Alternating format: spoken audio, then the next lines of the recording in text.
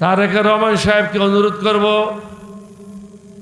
আপনি চারিদিকে বিভিন্ন ধরনের লোক দ্বারা পরিবেষ্টিত, তাদের সম্বন্ধে আপনি অবগত হন।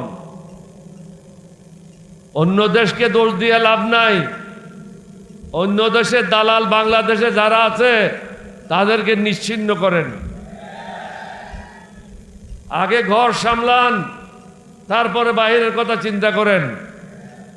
ইন্দুর তো আমার ঘরে, যে ইন্দুররা সবসময় বাংলাদেশের স্বাধীনতা সার্বভৌমত্ব বিপন্ন করার জন্য দিল্লি ভিজিট করেছে। এই বিশাল জনসভার সম্মানিত প্রধান অতিথি, বাংলাদেশ জাতীয় সংসদের সম্মানিত বিরোধী দলীয় নেতা, জামাত ইসলামের আমির জনাব সভাপতি, মঞ্চে উপবিষ্ট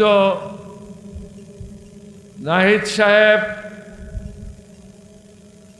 মামুনুল হক সাহেব, 11 দলীয় ঐক্যজোটের শীর্ষ নেতৃবৃন্দ, উপস্থিত ভাইয়েরা, সাংবাদিক বন্ধুরা, আসসালামু আলাইকুম ওয়া রাহমাতুল্লাহি ওয়া বারাকাতুহু।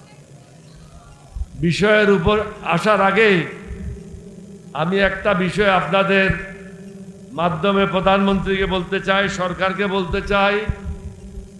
কিছু দূর পিছনে গেলে পাবেন চট্টগ্রাম জামে মসজিদ।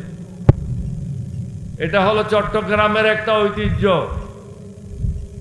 বাংলাদেশে অনেক বড় বড় মসজিদ আছে, কোন মসজিদের ইমাম নবী করিম সাল্লাল্লাহু আলাইহি ওয়াসাল্লামের বংশধর নাই।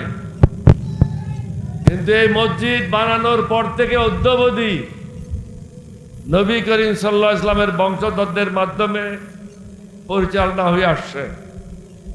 আমি কালকে জুমার নামাজে গিয়েছিলাম, ওখানে দেখলাম একটা জরাজীর্ণ অবস্থা। শহীদ রাষ্ট্রপতি জিয়া রহমানের সময় কিছু মেরামতের কাজ হাতে নেওয়া হয়েছিল। এখন আমি প্রধানমন্ত্রীকে অনুরোধ করব, আমাদেরকে ধ্বংস করে দিয়েছে গত 15-20 বছর। আমাদের মধ্যে নাই নীতি, না নৈতিকতা, না সুশাসন, এবং মানবতার বিরুদ্ধে আমরা সদা সর্বদা কাজ করে যাচ্ছি। মুসলমানদের শিক্ষা দেয় মসজিদ এবং মাদ্রাসার মাধ্যমে। সুতরাং এই জামিয়া মসজিদকে সুন্দরভাবে মেরামত এবং পুনর্নির্মাণের জন্য আমি এই সবার পক্ষ থেকে দাবি জানাচ্ছি। আপনারা কি এটাতে একমত আছেন? একটু সবাই হাত তুলে দেখান না। আর একটা জিনিস লক্ষ্য করেন নাই, কালকে কিন্তু বিকেল পর্যন্ত এখানে বৃষ্টি হয়েছে। আজকে ঢাকাতেও বৃষ্টি হচ্ছে, কক্সবাজারেও বৃষ্টি হচ্ছে, কিন্তু চট্টগ্রামে এখন বৃষ্টি নাই। তো এখন বুঝেন আল্লাহর রহমত কোথায়। আপনারা মিটিং করতে কোনো কষ্ট পাচ্ছেন না, আরামে আছেন। আবার এখন মেঘ এসে গেছে, রোদও নাই। আল্লাহ আপনাদেরকে বিভিন্নভাবে সাহায্য করছেন, কিন্তু আমাদেরকে আমাদের ঈমান ঠিক করতে হবে। অল্পের মধ্যে আমরা হতাশ হয়ে যাই, এই হতাশ মানে আমাদের মধ্যে ঈমান নাই। কারণ গত 15 বছর আমাদেরকে শিক্ষা দিয়েছে কিভাবে বেঈমান হইতে হবে, কিভাবে মুনাফিক হইতে হবে, কিভাবে দুর্নীতিবাজ হইতে হবে, কিভাবে সুদখোর হইতে হবে, কিভাবে জেনা করতে হবে, কিভাবে মানুষের ঘর দখল করতে হবে। এটা থেকে আমাদেরকে বেরিয়ে আসতে হবে। মানুষ মানুষের জন্য, মানুষ গরু ছাগলের জন্য না। তারেক রহমান সাহেবকে অনুরোধ করব, আপনি চারিদিকে বিভিন্ন ধরনের লোক দ্বারা পরিবেষ্টিত, তাদের সম্বন্ধে আপনি অবগত হন। অন্য দেশকে দোষ দিয়ে লাভ নাই। অন্য দেশের দালাল বাংলাদেশে যারা আছে তাদেরকে নিশ্চিহ্ন করেন। আগে ঘর সামলান, তারপরে বাইরের কথা চিন্তা করেন। ইন্দুর তো আমার ঘরে, যে ইন্দুররা সবসময় বাংলাদেশের স্বাধীনতা সার্বভৌমত্ব বিপন্ন করার জন্য দিল্লি ভিজিট করেছে। ব্রিটিশের আন্দোলন এখান থেকে শুরু হয়েছিল, পাকিস্তানের বিরুদ্ধেও স্বাধীনতার আন্দোলন এখান থেকে শুরু হয়েছে। এই সরকারের বিরুদ্ধেও যদি প্রয়োজন হয়, এখান থেকেই শফিকুর রহমান সাহেবের নেতৃত্বে আন্দোলন ইনশাল্লাহ শুরু হবে। আপনারা সদা সর্বদা প্রস্তুত থাকবেন। আল্লাহর রহমত আপনাদের উপর থাকবে, এটা আজকে প্রমাণ দেখছেন। সব জায়গায় বৃষ্টি, আপনাদের মিটিংয়ে বৃষ্টি নেই। প্রধানমন্ত্রীকে বুঝতে হবে বাংলাদেশের জনগণ স্বাভাবিক জীবন যাপন করতে পারছে না। কোন মহিলা স্বাচ্ছন্দ্যে ঘর থেকে বের হতে পারছে না। আমাদের মেয়েরা স্কুল কলেজে নিরাপদ না। ব্যবসা বাণিজ্য যারা করে তারা নিরাপদ না। যদিও ডাকাতেরা এখন ক্যালকাটায় আছে, চোরেরা তো বাংলাদেশে আছে। সুতরাং তাদের হাত থেকে আমাদেরকে রক্ষা করতে হলে আপনাকে কঠিন হতে হবে, কঠোর হতে হবে। জি হুজুর করে সরকার চলে না। আর আপনার জায়গায় অন্য কেউ প্রক্সি দেবে, এটাও ঠিক না।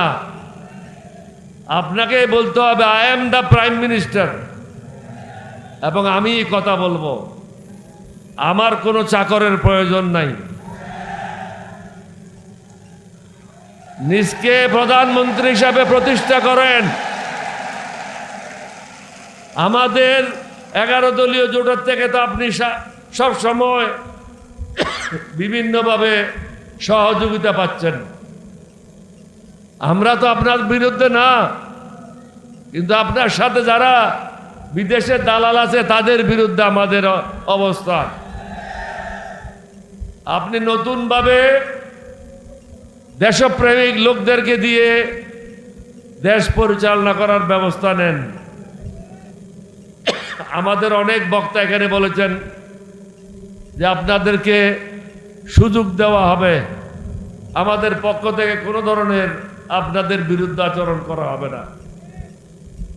কিন্তু আমাদেরকে অস্বস্তিকর অবস্থা থেকে মুক্তি দিতে হবে। আমরা স্বাভাবিক জীবন যাপন করতে চাই। আর ভারতের যে গরু সুবর্ণ, কালকে বোধহয় দেখেছেন, এই গরুটাকে দৌড়ে নিয়ে গেছে সবাই মিলে। আপনাদেরকে প্রস্তুত থাকতে হবে বর্ডারে যাওয়ার জন্য।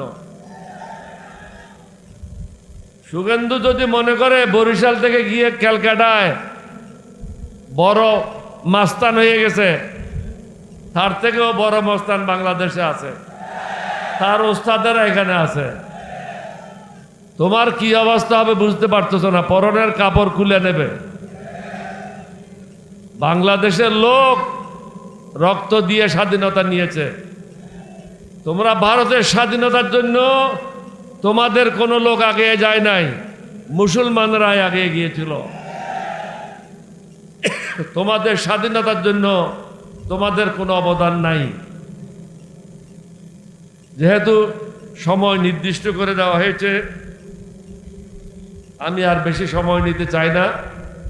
আজকে আমাদের মূল বক্তব্য হচ্ছে, আমরা যে সংস্কার চাই, এটা শফিকুর রহমান সাহেবকে আরো শক্তিশালী করার জন্য না, বা আমাদের বিরোধী দলীয় প্রধান হুইপকে আরো বেশি ক্ষমতাশালী করার জন্য না। আমরা চাচ্ছি আপনাদের ক্ষমতা আপনাদের কাছে ফিরিয়ে দেওয়ার জন্য। এবং আমি শফিকুর রহমান সাহেবকে এটাও বলবো, আগামীতে কিভাবে ইলেকশন সুষ্ঠু হবে, এখন থেকে আপনাদের লোকদের মাধ্যমে এটা রিসার্চ করেন, গবেষণা করেন। যদি প্রয়োজন হয় ভিন্ন পন্থা অবলম্বন করে সুষ্ঠু নির্বাচনের ব্যবস্থা করেন, যেখানে পুলিশেরও প্রয়োজন পড়বে না, আর্মিরও প্রয়োজন পড়বে না। বিগত নির্বাচনে সবাই তো ছিল, তারপরেও তো চুরি ডাকাতি হয়েছে। তাহলে ওদের রেখে লাভ কি? আমাদেরকে ভিন্ন চিন্তা করতে হবে। আমি আশা করব যারা আজকে এখানে এসেছেন আপনারা কথাগুলি আপনাদের মধ্যে সীমাবদ্ধ রাখবেন না। যেখানে যান সবাইকে বলবেন আমরা সংস্কার চাই দেশের মঙ্গলের জন্য। আমি তো একটা মিটিংয়ে বলেছি তারেক রহমান সাহেবের ভয় পাওয়ার তো কোনো কারণ নাই। আপনি 2 বার প্রধানমন্ত্রী থাকতে পারবেন, 2 বার রাষ্ট্রপতি থাকতে পারবেন, 20 বছর সুযোগ পাবেন, আর কয় বছর দরকার? তাহলে এই যারা আপনাদেরকে কুপরামর্শ দিচ্ছে তাদের কথা কেন শুনছেন? সংস্কারগুলি প্রয়োজন দেশের মঙ্গলের জন্য। এটা কোনো জমাতের জন্য না, 11 দলীয় জোটের জন্য না। আপনি 2 দিন আগে আমি শুনেছি, কতদূর সত্য বা মিথ্যা আমি জানি না, কোনো একটা আর্মির ফাংশনে আপনি বলেছেন যে সংস্কারগুলি আপনি অক্ষরে অক্ষরে পালন করবেন। তাহলে আপনি সেটা যত দ্রুত সম্ভব করেন না কেন? চারিদিকে শত্রু রেখে আপনি বাঁচতে পারবেন না, আপনি রেহাই পাবেন না। আপনি অন্তত বিরোধী দলের সাথে বন্ধুত্ব করেন। বিরোধী দলের সাথে বন্ধুত্ব করার একটাই শর্ত, সেটা হলো আপনারা আমরা মিলে যে দস্তখতটা করেছি সেই দস্তখতটা হলো জনগণের পক্ষ থেকে এবং জনগণের রায়ের মাধ্যমে অনুমোদন দেওয়া হয়েছে। সেটা হলো সংস্কার। আর ব্যক্তিগত জীবনে আমরা স্বস্তি চাই, হারামজাদাদের হাত থেকে মুক্তি চাই, যাদের কারণে দেশে অশান্তি তাদের হাত থেকে মুক্তি চাই, বিদেশি দালালদের হাত থেকে মুক্তি চাই, তাদেরকে চিহ্নিত করেন। আমি শুনেছি আপনি ইতিমধ্যে সচিবালয়ে যারা দালালি করে তাদেরকে চিহ্নিত করতেছেন। আপনি কেন চিহ্নিত করেন না? থানায় যারা দালালি করে তাদেরকে চিহ্নিত করেন, উপজেলায় যারা দালালি করে তাদেরকে চিহ্নিত করেন। এবং আমি শুনেছি কিছু কিছু বাহিনী যাদের দায়িত্ব হলো শুধু সামরিক সশস্ত্র বাহিনীর অভ্যন্তরে কাজ করা, তাদের প্রতিনিধিরা উপজেলায় পর্যায়ে কেন? ওখানে তো কোনো উপজেলা পর্যায়ে প্রয়োজন নাই। যার যেটা কাজ সেটা ডিফাইন করে দেন, নির্দিষ্ট করে দেন। বিভিন্ন থানায় ফোর্সেস ইন্টেলিজেন্সের লোকেরা পদায়ন হয়েছে। কি কারণে? ফোর্সেস ইন্টেলিজেন্সের কাজ কি? এয়ারফোর্স, নেভি, আর্মি তারা কি করছে না করছে সেটা দেখা, জনগণের বিষয় দেখা তাদের দায়িত্ব না। তাদেরকে আপনি দুর্নীতিগ্রস্ত করছেন। কারণ যাদেরকে নমিনেশন দিয়েছেন তাদের মধ্যে 1/3 অশিক্ষিত, আর 1/3 হলো লুটেরা, যারা আমাদের টাকা লুণ্ঠন করেছে তাদের সাথে প্রেমপ্রীতি করছেন, যারা আমাদেরকে ধ্বংস করেছে তাদের সাথে মহব্বত করছেন। ব্যাংকে কোনো টাকা তো নাই, এটা হলো আপনাদের টাকা। জনগণের টাকা লুণ্ঠনকারীদের সাথে তাদের সাথে কিসের মহব্বত? হাত পা ভেঙে গুঁড়া করে দেন, যাকে যেখানে পান ধরেন। এখানেও যদি কোনোখানে পান তাদেরকে ধরেন, হাত পা গুঁড়া করে দিয়ে থানায় সোপর্দ করেন। এরা হলো দেশের শত্রু, জনগণের শত্রু।